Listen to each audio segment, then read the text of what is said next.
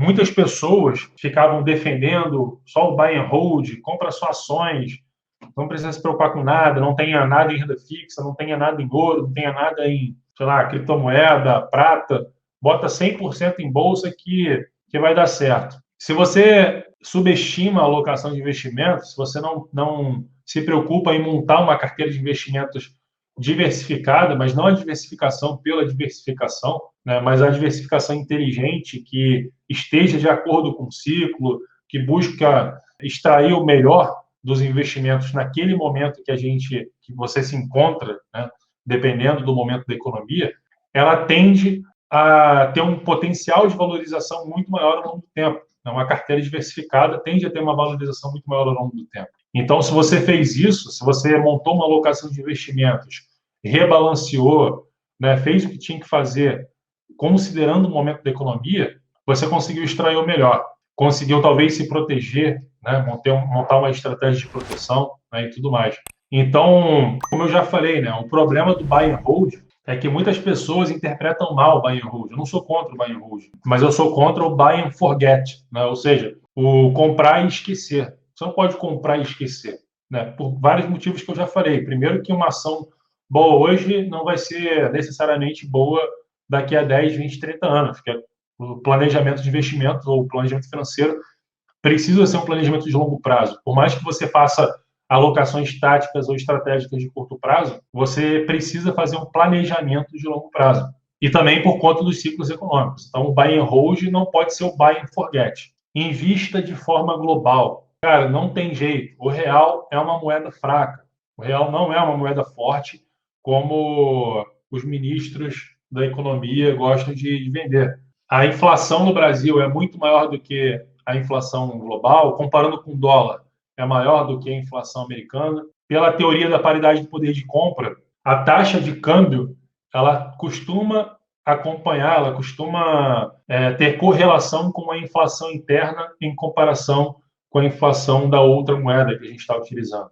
Então, se a inflação de preços no real é maior do que a inflação de preços nos Estados Unidos, no dólar, significa que ao longo do tempo, mesmo que não aconteça nada, crise nenhuma, o real vai perder valor com relação ao dólar, por uma simples questão de escassez. O que causa a inflação de preços? Expansão monetária, aumento da oferta monetária, além do aumento da capacidade produtiva da economia. Isso que causa a inflação de preços. É o Banco Central jogar dinheiro na economia sem que necessariamente tenha acontecido um aumento da capacidade produtiva da economia. Se uma moeda, né, o real, é menos escasso do que o dólar, ambas não são escassas. Nenhuma das duas é escasso, porque os dois bancos centrais imprimem dinheiro pra caramba. Só que mesmo com o Fed apertando o pé no acelerador, como aconteceu em 2020, o Banco Central do Brasil expandiu mais ainda, mais do que o Fed, proporcionalmente, né, falando em termos relativos, expandiu mais ainda a oferta monetária brasileira, do real. Então, o real, ao longo do tempo, ele é cada vez menos escasso e, com relação ao dólar, é menos escasso do que o dólar.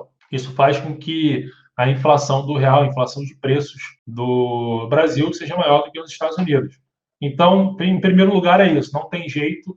O real vai sempre perder valor. Enquanto isso perdurar, vai perder valor com relação ao dólar. O segundo ponto é que, durante uma crise, os investidores tiram dinheiro dos emergentes e vão para o porto seguro. Pode ser bonds americanos, ouro, prata, sei lá, o que for. Então, sempre que eles tiram dinheiro dos emergentes, eles precisam vender real para comprar dólar, né? Causa uma pressão no real e o dólar se valoriza. Então, o dólar saiu de aproximadamente R$ 4 no final de 2019 para quase 5,20 em 2020, uma valorização de 28%. O real perdeu mais de 22% do seu valor diante do dólar. Então, não adianta nada esse papinho que alguns economistas falam de que câmbio cara é bom para a economia. Mentira, isso é falácia. Câmbio cara é péssimo para a economia, por vários motivos, tá? Em primeiro lugar, que, cara, a gente está hoje num mundo globalizado. Então, para uma indústria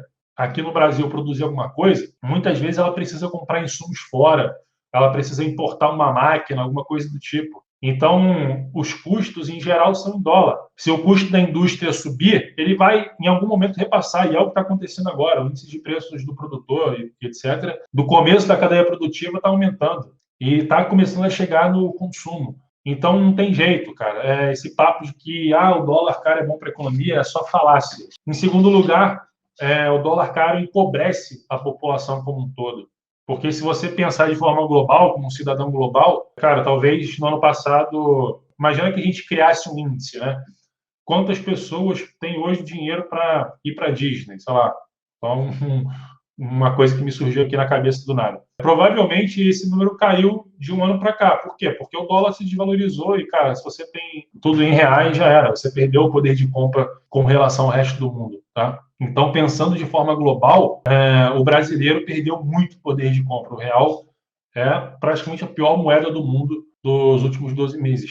Então, invista de forma global. É sim bom ter dinheiro no Brasil, investir uma carteira de investimentos no Brasil. Talvez há 2, 3, 4 anos atrás fosse mais difícil para o brasileiro investir lá fora, mas, cara, hoje em dia tem várias corretoras aí, várias não, mas tem algumas que você consegue, em 15 minutos, abrir uma conta nela e mandar dinheiro e transformar em dólar sem muita burocracia, sem quase nenhuma burocracia. Um negócio que há um tempo atrás era mais difícil, você precisava de mais dinheiro. Eu lembro que há 5, 7 anos atrás, para começar a brincar de investir nos Estados Unidos, tinha que ter pelo menos uns $200 mil. E, pô, $200 mil hoje em dia é mais de R$ 1 milhão, né?